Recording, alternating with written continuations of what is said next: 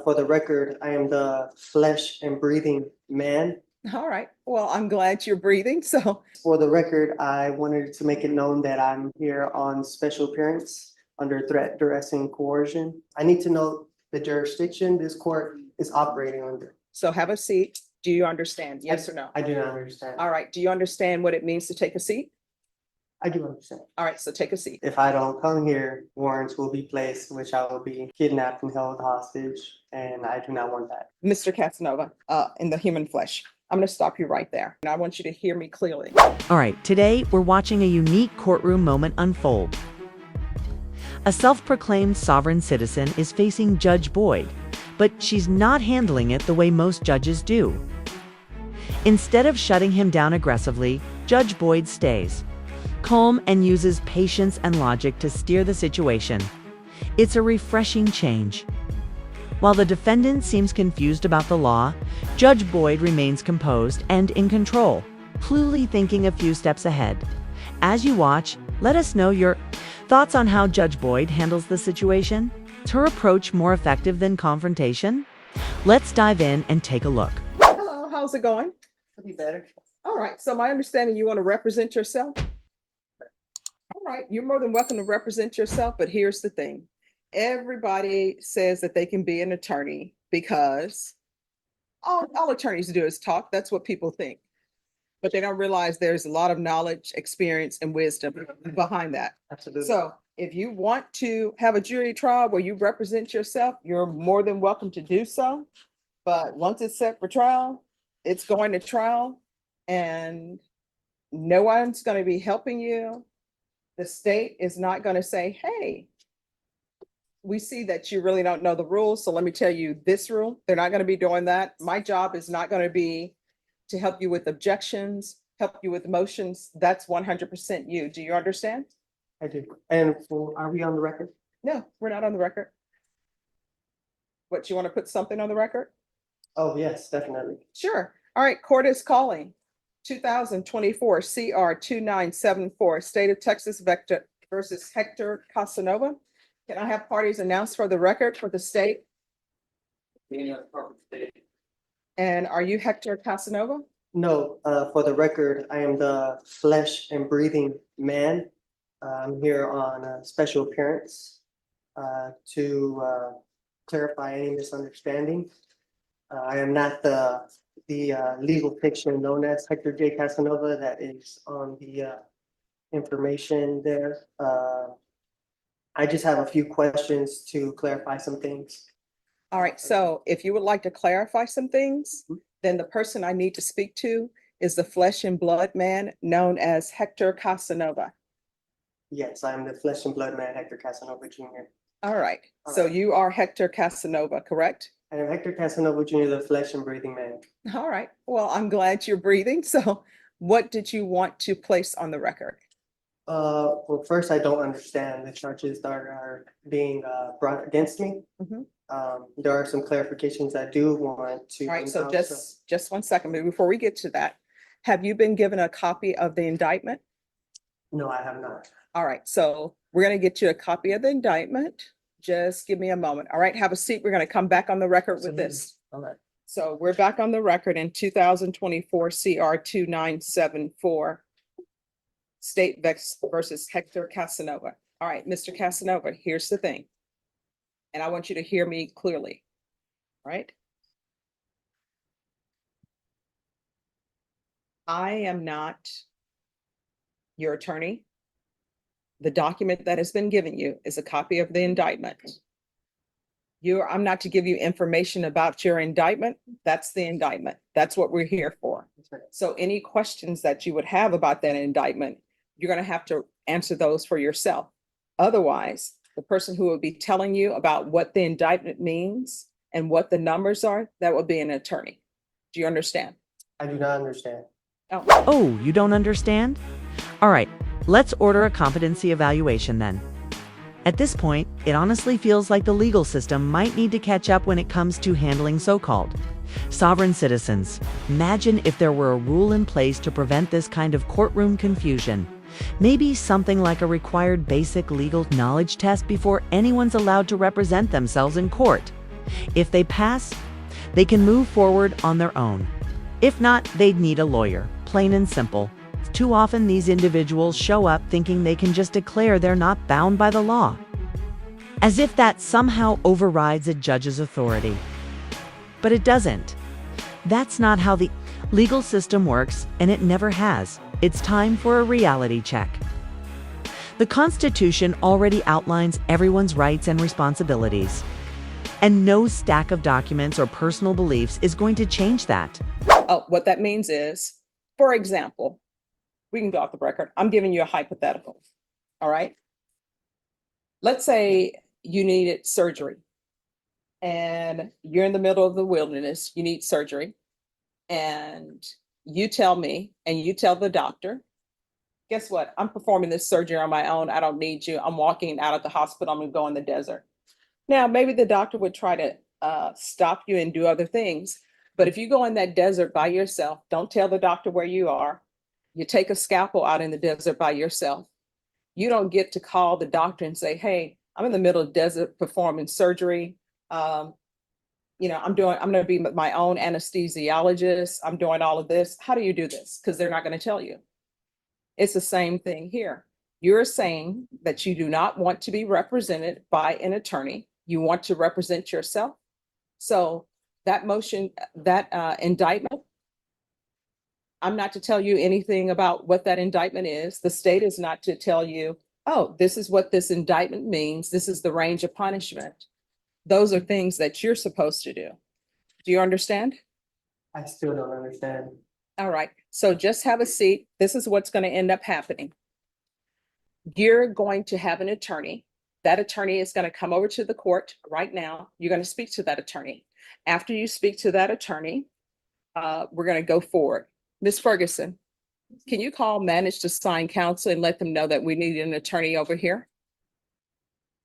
And that attorney will talk to you. That attorney will tell you what that indictment means. That attorney will tell you the range of punishment. Do you understand? I still don't understand. All right. Well, I don't know how I can further make you understand. Are we on the record? Yeah. All right. Norma, get someone from manage to sign counsel here, please. All right. Just have a seat and we're going to have an attorney come down. All right. I would like to ask some questions on the record, if I may, while I have your time here. Oh, no. Let me just tell you, you'll have my time till 5 o'clock because that's how long we're here.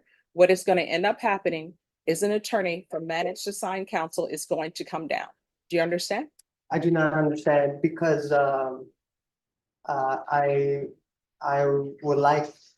don't feel like I am needing an attorney because I'm here to represent myself as the flesh and breathing man, Hector Casanova Jr. Let's see.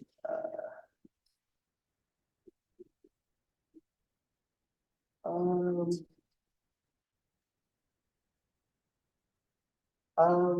right, so let the record of the court show that I, Hector Casanova Just one Jr. second.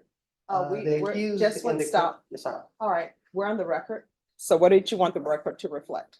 So let the record of the court show that I, Hector Casanova Jr., the accused in this criminal action, has asked the court to divulge the nature and cause of the accusation upon the authority of the Sixth Amendment, and that this court has failed in its duty to inform me of the nature and cause of this action. This man is making things worse for himself with every word he says. He can't even keep his own story straight. The judge already explained the charges to him in plain terms. Yet he's still sitting there acting confused, like he doesn't understand what's going on.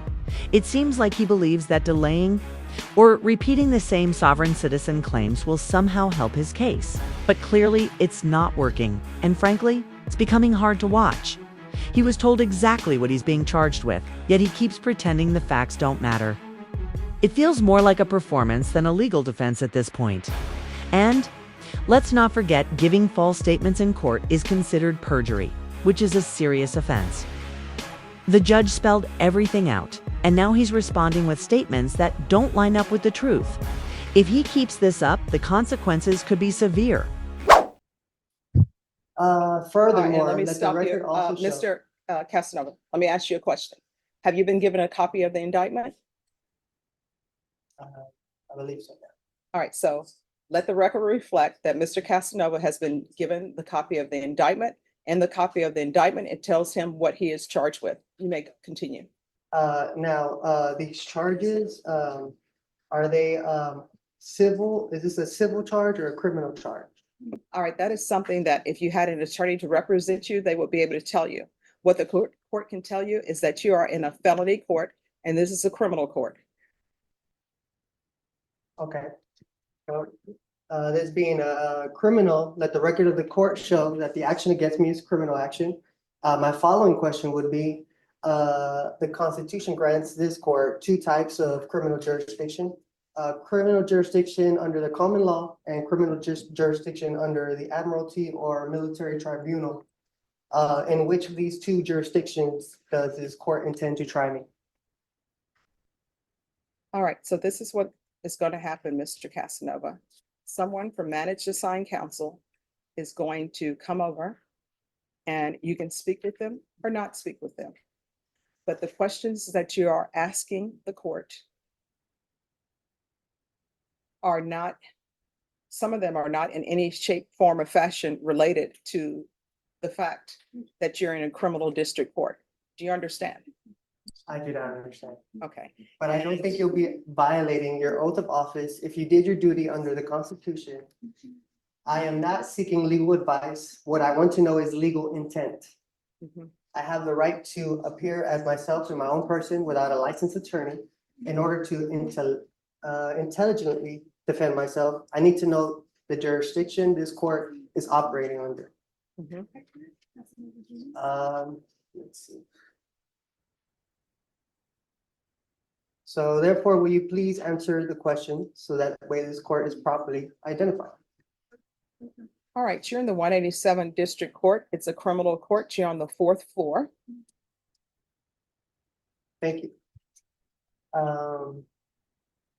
This Constitution grants this court two types of criminal jurisdiction. Criminal jurisdiction under the common law and criminal jurisdiction under All right, I'm admiralty gonna or military Counsel, tribunal. I'm sorry, Mr. Casanova, in the human flesh. I'm gonna stop you right there. What is gonna end up happening, I want you to hear me clearly. An attorney is coming over for managed assigned counsel, period. That's it. So have a seat, managed assigned counsel will come over. Do you understand? Yes or no? I do not understand. All right, do you understand what it means to take a seat? I do understand. All right, so take a seat. Yes, ma'am. Thank you. Chesley. I'm not a fan of judges who take a soft approach, especially when dealing with sovereign citizens. It often feels like they aren't effective. But I have to say, Judge Boyd is different. She's not soft. She's calm, steady, and completely in control. Her approach seems to be exactly what's needed in this situation. Rather than raising her voice or getting frustrated, she stays composed and sharp. You can tell she's carefully listening to everything being said and responding with precision.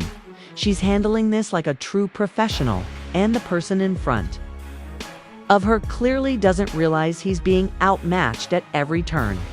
What's remarkable is that he thinks he's in control while she's quietly staying 10 steps ahead.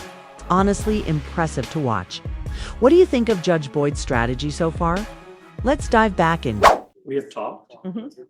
I've informed him that I'm here, to help him in whatever he needs help with. Mhm.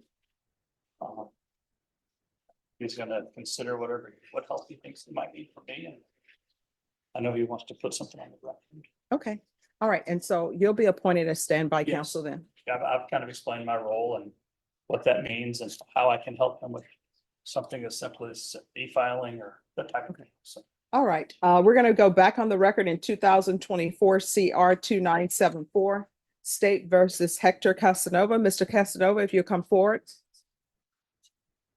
Yes.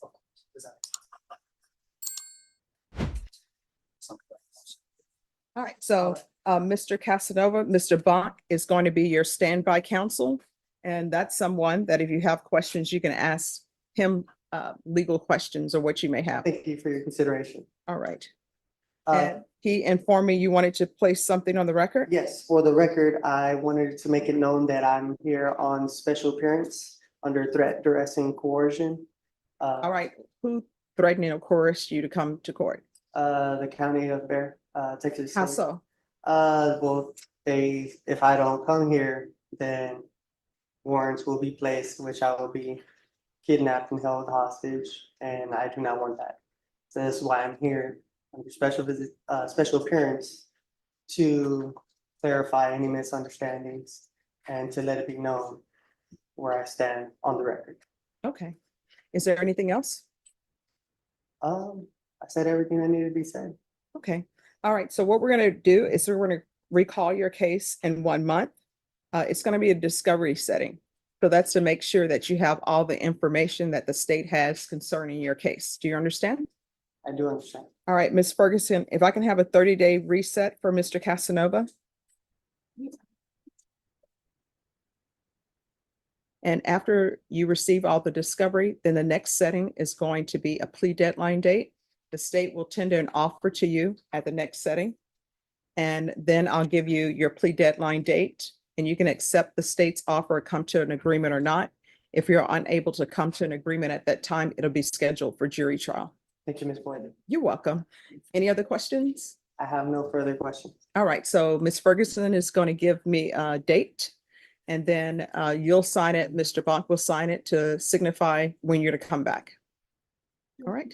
I appreciate your time. All right, you're welcome, and thank you for dressing appropriately for court. What date, Ms. Ferguson? All right, so we'll be back on July 29th. All right, once you sign the reset form, you'll be excused. Yes. If something were to come up and I need to maybe reschedule that date, is that a possible thing to You'll come need- up ahead of time? You'll need to speak to the court coordinator, and they will let you know. I will tell you the rescheduling of cases. Are you in the hospital? You're not in the hospital, you need to be here. Okay, You understand? so pretty much no excuse, be here. Yes. All right, thank you. Thank you. Not sure why this man is smiling. He clearly knows what he's doing. Yet now he's trying to act friendly with the judge, like nothing's wrong. Just doesn't feel genuine. And then he goes and asks if the court date can be moved. That raised some serious questions for me. It honestly seems like he's just trying to delay the process and avoid accountability. What he doesn't seem to realize is that these stalling tactics won't help him. They're only making things worse. He seems to believe he can outsmart the system. But all he's doing is creating more trouble for himself. I was really surprised by how cheerful he appeared through all of this, almost to the point of being unsettling. It makes you wonder if he even understands the seriousness of his situation. If he keeps going down this path, the legal system is going to catch up with him quickly. Judge Boyd, on the other hand, handled the situation brilliantly. She stayed calm, sharp, and completely in control. Honestly, she outclassed him at every turn and made it clear she wasn't going to fall for any games. What did you think of Judge Boyd in this case? Personally, I thought she did an excellent job managing the courtroom. Let me know your thoughts in the comments. I always enjoy reading them. If you like this video, feel free to like and subscribe. I post daily, so stay tuned for more. Thanks so much for watching, and I hope you're all doing well. Take care.